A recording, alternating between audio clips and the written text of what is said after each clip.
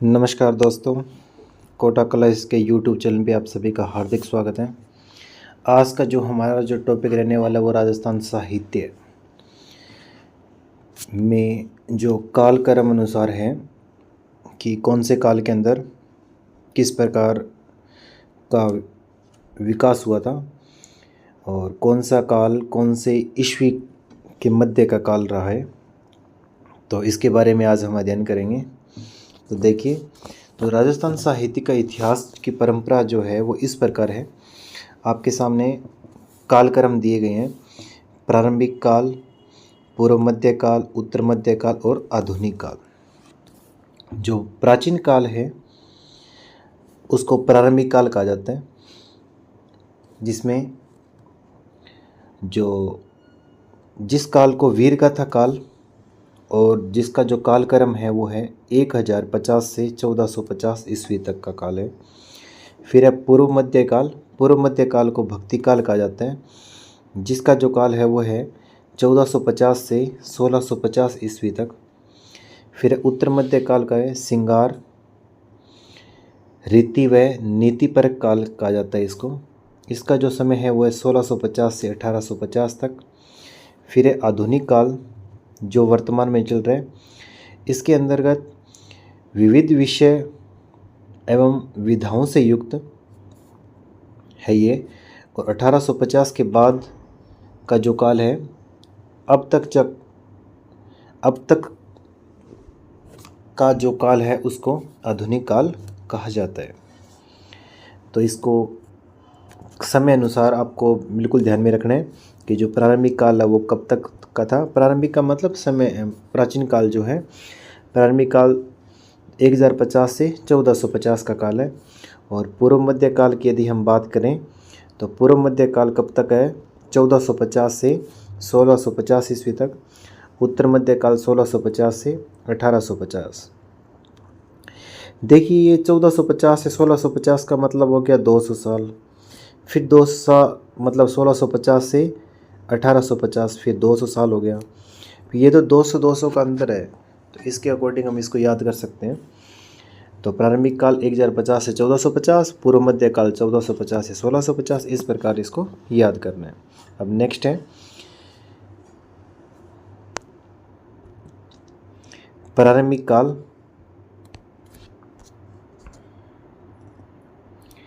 जिसको वीरगाथा काल भी कहते हैं, जो कब से कब तक है? 1050 से 1450 तक का काल कहलाता है। इस काल में मुख्यतः राजपूत वीरों की सूर्य गाथाओं का वर्णन होता है, अतः इस काल को वीरगाथा काल नाम दिया गया। इस काल की प्रमुख रचनाएं रासो काव्य के अंतर्गत आते हैं। इस काल के प्रमुख कवियों में चंद्रबरदाई, पृथ्वीराज रासो, पद्माकर, नैन्सी, दलपत विजय, ईश्वरलाल आदि हैं। पृथ्वीराज रासो के रचयिता कौन है? चंद्रबरदाई। वीर सूर की संज्ञा दी गई है। पृथ्वीराज रासो के जो रचयिता है वो कौन है? चंद्रबरदाई है, जिसको किसकी संज्ञा दी गई है? वीर सूर की संज्ञा दी गई है। फिर नेक्स्ट है पूर्व मध्य काल।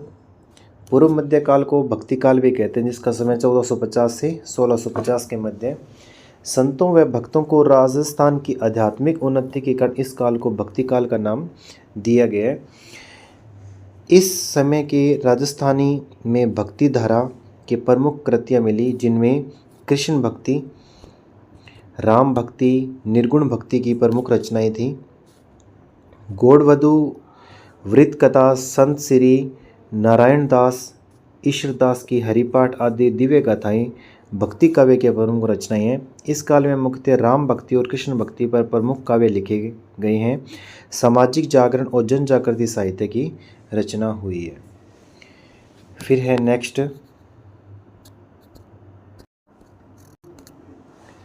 फिर देखिए कि भक्ति काल जो है मध्यकाल, उसके अंदर कौन कौन से कवि हुए हैं? ईश्वरदास, मीराबाई, दयालदास, भागवताचार्य, संत दास जी। अब प्रमुख कृतियाँ कौन कौन सी हैं? मीराबाई के पद, भक्ति काव्य, राम भक्ति गीत, कृष्ण भक्ति गीत। इस काल में संप्रदायों ने भक्ति रस को व्यापक रूप दिया है और जन जन में भक्ति भावना का संचार किया है। फिर नेक्स्ट जो है हमारा उत्तर मध्यकाल। उत्तर मध्यकाल आप सभी को पता है कि 1650 से 1850 ईस्वी के मध्य का काल जो है वो उत्तर मध्यकाल कहलाता है। इसके अंतर्गत श्रृंगार, नीति व भक्ति प्रधान काल इसको कहा जाता है। यह काल राजनीतिक दृष्टि से अशांतिपूर्ण स्थिति का काल रहा है। राजस्थानी साहित्य में काव्य धारा श्रृंगार और नीति एवं भक्ति के रूप में प्रवाहित हुई। श्रृंगार काव्य के विभिन्न आयामों का विकास हुआ। इस काल में श्रृंगार नीति तथा नीति के अंतर्गत नीतिपरक प्रवृत्तियों प्रमुख रही। इस काल में प्रमुख प्रवृत्तियों में श्रृंगारिक काव्य रचना, वीरगाथा, नीतिपरक काव्य रचना, भक्ति काव्य का विस्तार प्रमुख हुआ। तो क्वेश्चन के अंदर आ सकता है कि श्रृंगारिक काव्य रचना और वीरगाथा का जो सर्वाधिक विकास है वो कौन से काल के अंतर्गत माना जाता है? तो उत्तर मध्य काल के अंतर्गत माना जाता है। इस प्रकार के क्वेश्चन आपसे पूछे जा सकते हैं। फिर देखिए जो प्रमुख कवि हैं उत्तर मध्य काल के अंदर, प्रमुख कवि कौन से हुए? केसरी सिंह बारठ, हरि सिंह जी, भूषण और भृतहरि। अभी आपको बताना है कि जो भृतहरि के नाम पे एक जो जिले का नाम है वो चेंज किया गया है। वो कौन से जिले का नाम है जो है भृतहरि रखा गया, आप सभी को बताना है। कमेंट करके बताना है कि ये जो भृतहरि है वो किसके कौन से डिस्ट्रिक्ट का नाम इनके नाम पे रखा गया है। तो इसकी जो प्रमुख रचनाएं हैं उत्तर मध्य काल में कौन कौन सी रचनाएं हुई? नीति शतक, श्रृंगार शतक, वैराग्य शतक, सोरठ, सोहिल, चौपाई और रचनाएं, ये कौन से हैं? उत्तर मध्य काल के अंतर्गत आती है। अब नेक्स्ट जो है वो है आधुनिक काल, जो वर्तमान के अंदर चल रहा है। आधुनिक काल का समय आप सभी को पता है कि 1850 ईस्वी के बाद का जो काल है वो आधुनिक काल के अंतर्गत आता है। 1850 के स्वतंत्रता संग्राम में प्रथम स्वतंत्रता संग्राम के बाद का साहित्य आधुनिक काल का माना जाता है। इस समय में नवीन, प्रेरक, ऐतिहासिक, सामाजिक व छंदों के रूप में नाटक, प्रकाश, विचार, वीर रस, श्रृंगार और दुख व शोक नायक के रूप में रचना हुई। तो आप सभी को पता है कि इसके बाद 1850 के बाद जो अब तक का जो काल है वो आधुनिक काल है। इसके अंदर 1857 की क्रांति, स्वतंत्रता संग्राम जो है वो इसी के अंतर्गत हुआ था, आधुनिक काल के अंतर्गत हुआ था। इसके बाद जो है वो देखिए इसी काल के अंतर्गत गद्य है, पद्य है और गद्य पद्य विषय के बारे में भी विकास हुआ।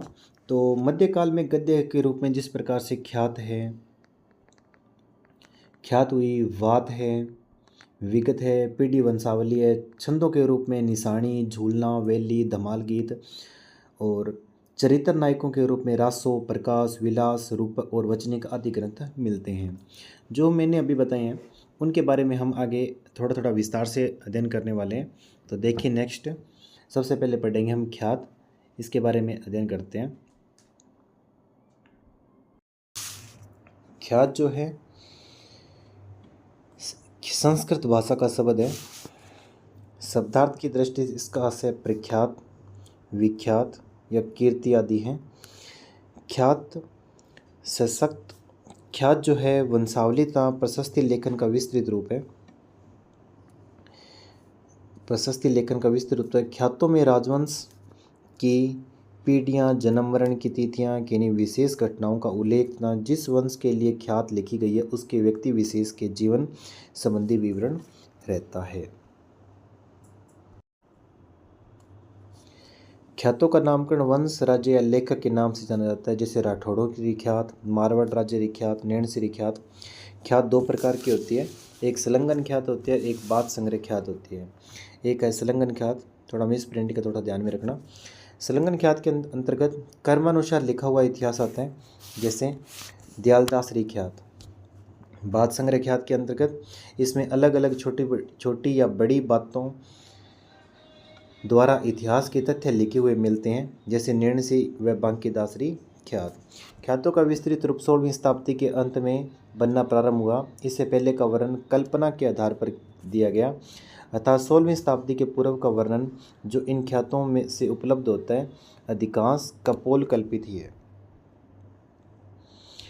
ख्यातों से तत्कालीन समाज के राजनीतिक, आर्थिक, सामाजिक व धार्मिक, नैतिक व सांस्कृतिक प्रवृत्तियों का दिग्दर्शन होता है। ये ख्यात हमें राजस्थानी भाषा व साहित्य के रूप में मिलती है। राजस्थानी लोक साहित्य में पहेलियों के लिए आड़ी, पाली और हियाली आदि शब्द प्रयुक्त किए जाते हैं। तो क्वेश्चन आ सकता है कि पाली या हियाली क्या है। तो पाली हियाली पहेलियाँ हैं। पहेलियों के अन्य नाम क्या है? आड़ी भी कह सकते हैं इसको, पाली भी कह सकते हैं और हियाली भी। तो तीनों नाम ध्यान में रखना। हाली प्याली, आड़ी, पाली और हियाली क्या चीज़ है? ये तीनों एक पहेलियाँ है। सभी पहेलियाँ प्रश्न रूप में होती है जो प्रत्यक्ष रूप से कुछ और कहती है और इशारा कहीं और करती है। जैसे सुआ सारंग तीतर, बगुला जिण रेशंग, ज्ञान हो तो अर्थ बताओ चारों एक के रंग। इस प्रकार की होती है। फिर है बात। बात जो है कहानी की तरह बात कहने और सुनने की विशेष विधा है। क्या कहना वाला बात बॉस कहता चलता है और सुनने वाला हुंकारा देता रहता है। इन बातों में जीवन में हर पक्ष, युद्ध, धर्म, दर्शन, मनोरंजन पर प्रकाश डाला गया है। गद्य पद्य में तीनों रूपों में बातें मिलती हैं।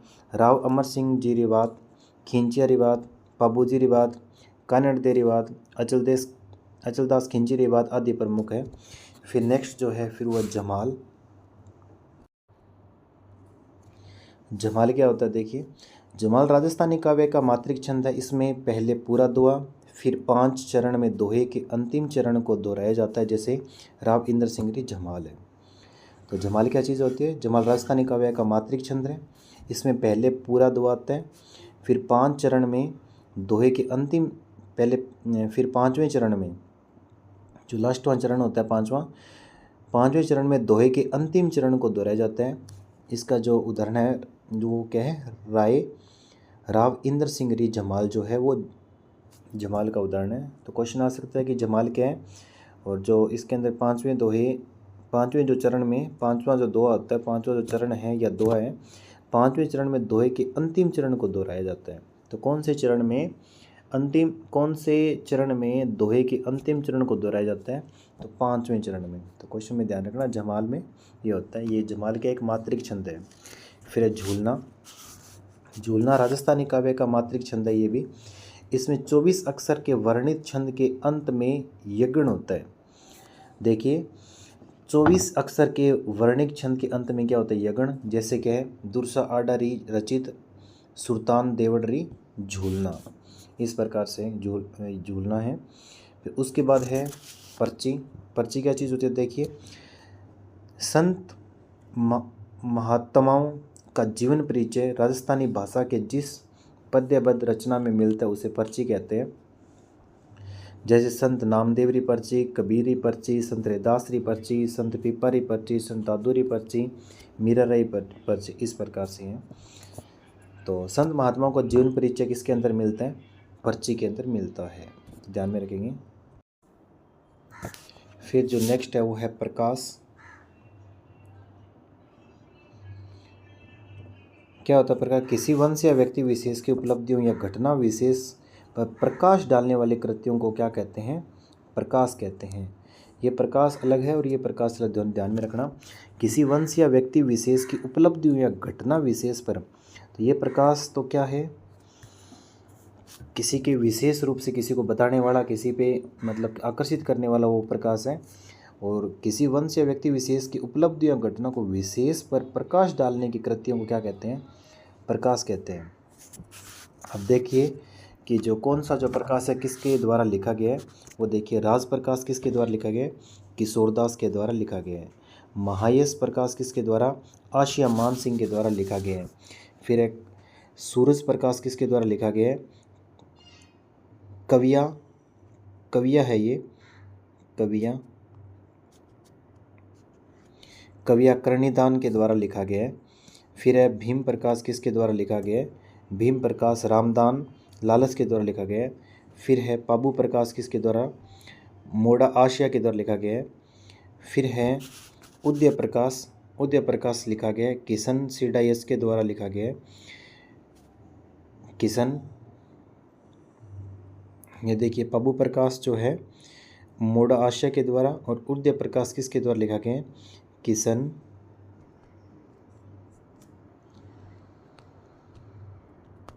सींडा यच, ये है, ये ध्यान में रखना, सींडा यच है ये, तो थोड़ा मिस प्रिंटिंग है। केहर प्रकाश है, उसके बाद केहर प्रकाश लिखा गया बख्तावर के द्वारा। फिर है दीपक कुल प्रकाश किसके द्वारा? कमजी दडवाड़िया के द्वारा लिखा गया है।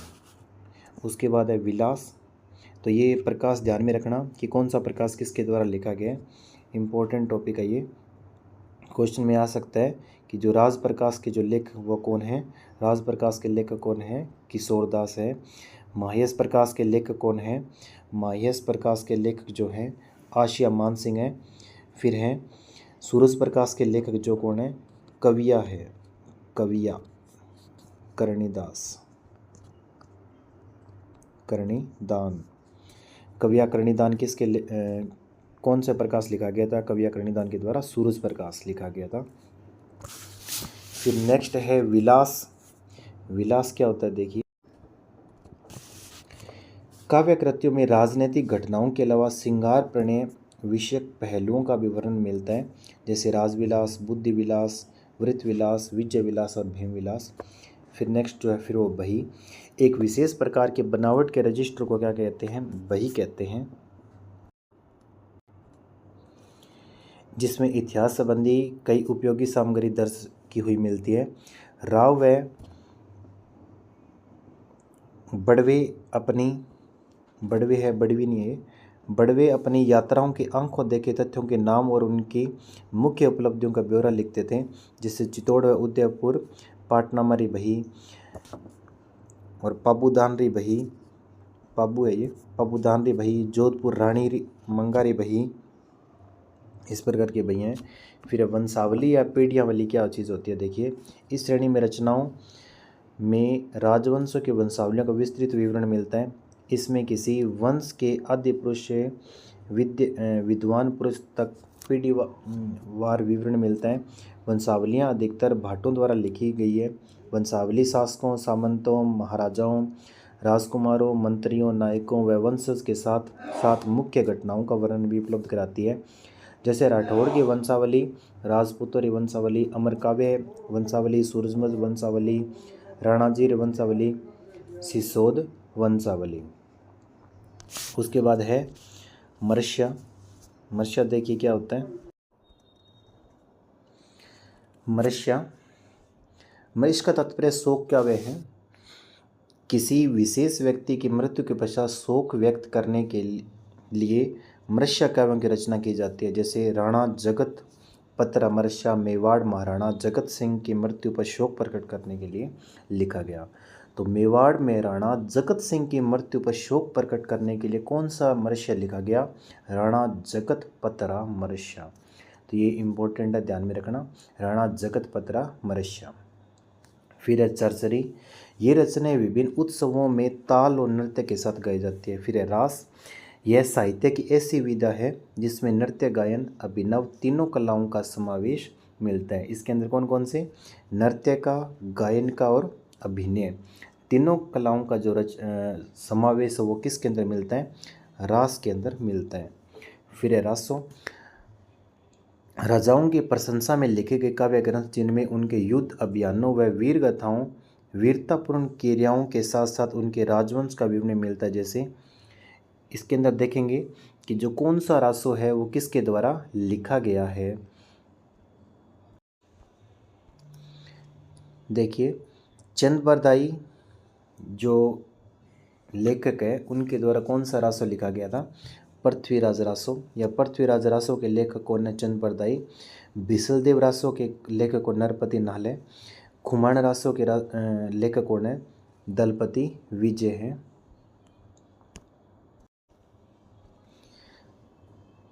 फिर है सगत रासो के लेखक कौन है? गिरधर आशिया। फिर एक क्यामखा रासो, क्यामखा रासो के लेखक कौन है? कविजन हैं। भिन्न रासो के लेखक है राव महेशदास। रतन रासो के लेखक है कुंभकर्ण। सूरसल रासो के लेखक है डूंगर सिंह। हमीर रासो के लेखक है जोधराज। जयमल रासो के है सीताराम रत्नू, प्रताप रासो के है जंदल कविया, विजयपाल रासो के है नल सिंह। इस प्रकार से हैं। फिर है आगे वेली। वेली साहित्य या वेली जो है वो क्या होता है, इसके बारे में हम पढ़ने वाले हैं। वेली साहित्य में शासकों और सामंतों की वीरता, इतिहास और वीरता, उदारता, स्वामी भक्ति व वंशावलियाँ आदि घटनाओं का उल्लेख मिलता है। वेली में राजनीतिक घटनाओं के साथ साथ सामाजिक और धार्मिक मान्यताओं की भी जानकारी मिलती है। वेली ग्रंथ वेलिया छंद में लिखे हुए हैं। अब कौन कौन से वेली और उसके जो लेखक है उसके बारे में हम पढ़ेंगे। वेली कृष्ण रुक्मणी के जो लेखक है वीरराज पृथ्वीराज राठौड़ है। ये वीरराज नहीं है, मिस प्रिंटिंग हो गया, टाइपिस्ट से थोड़ी मिस प्रिंटिंग हो रही है। पृथ्वीराज राठौड़, थोड़ा लिख लेना। पृथ्वीराज राठौड़ जो है उसके द्वारा कौन सी वेली लिखी गई थी, वेली कृष्ण रुक्मणी।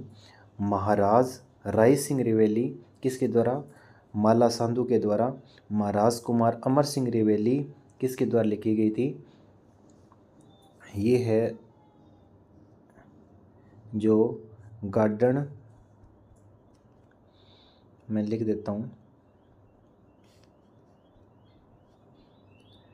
गार्डन वीरभाव, वीरभाण, वीरभाण, गार्डन वीरभाण के द्वारा कौन सी वेली लिखी गई थी, महाराज कुमार अमर सिंह रिवेली किसके द्वारा लिखी गई, गार्डन वीरभाण के द्वारा लिखी गई। फिर है देईदास जेतावत रिवेली।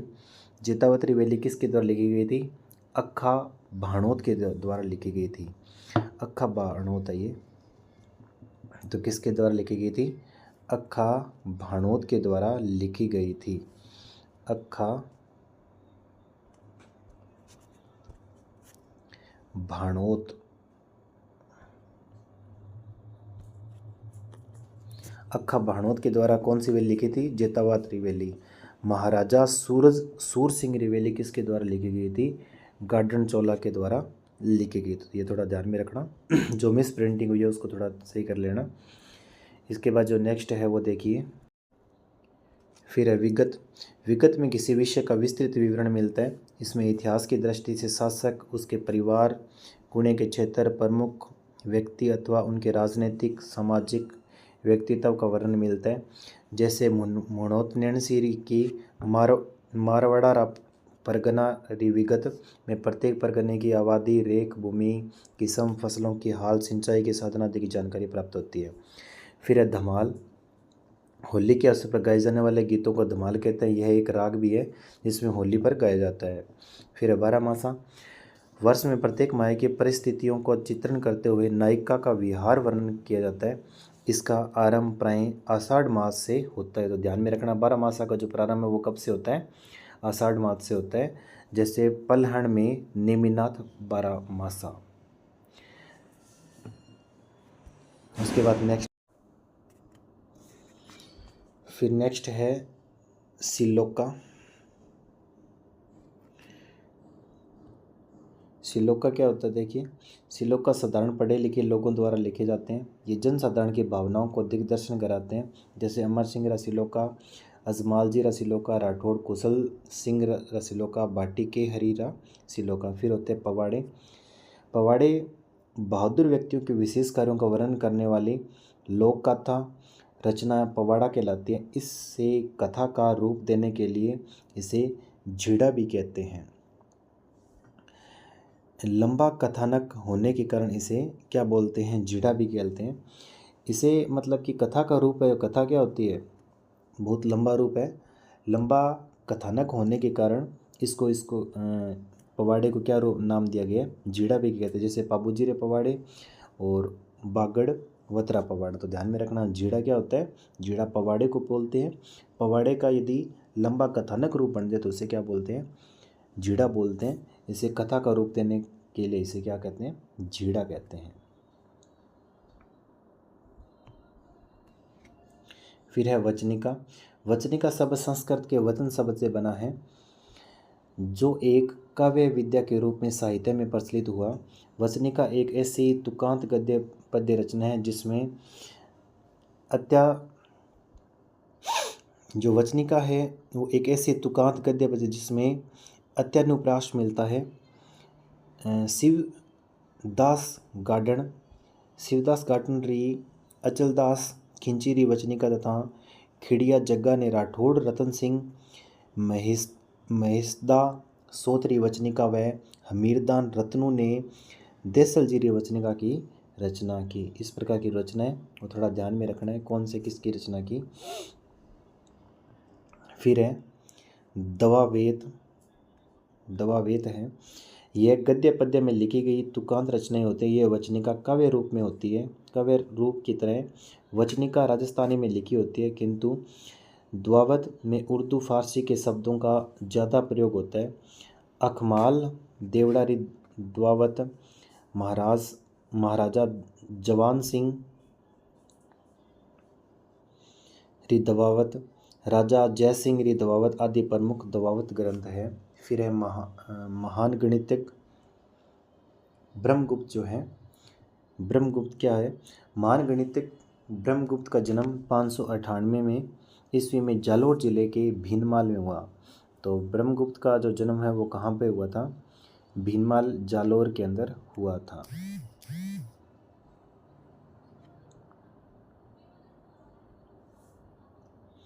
ब्रह्मगुप्त ने 30 वर्ष की आयु में ब्रह्मस्फुट सिद्धांत नामक ग्रंथ की रचना की। तो ब्रह्मस्फुट ग्रंथ की रचना किसके द्वारा की गई? ब्रह्मगुप्त के द्वारा की गई। कब की गई? 628 ईस्वी की गई।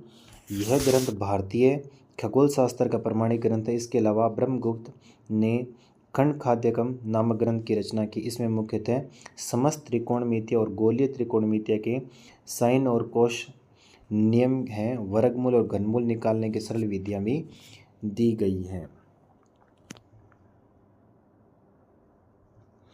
फिर है महाकवि माघ। संस्कृत के महाकवि माघ का जन्म जालोर जिले के भीनमाल श्री मालनगर में हुआ। इनके पिता का नाम दत्तक और इनकी पत्नी का नाम मालन देवी था। माघ ने शिशुपाल वधम नामक काव्य की रचना की। इसमें कृष्ण द्वारा शिशुपाल के वध का वर्णन है। तो इसी के साथ जो हमारा साहित्य का जो टॉपिक है उसके अंदर कौन से काल के अंदर किस प्रकार की रचना हुई, छोटे छोटे जो पॉइंट है कि श्लोका क्या है, पवाड़े क्या होते हैं, तो इसको की पॉइंट को थोड़ा ध्यान में रखना। नेक्स्ट हम इसके क्वेश्चन करेंगे। फिर इस प्रकार से साहित्य का जो टॉपिक है वो चलता रहेगा। ओके, धन्यवाद।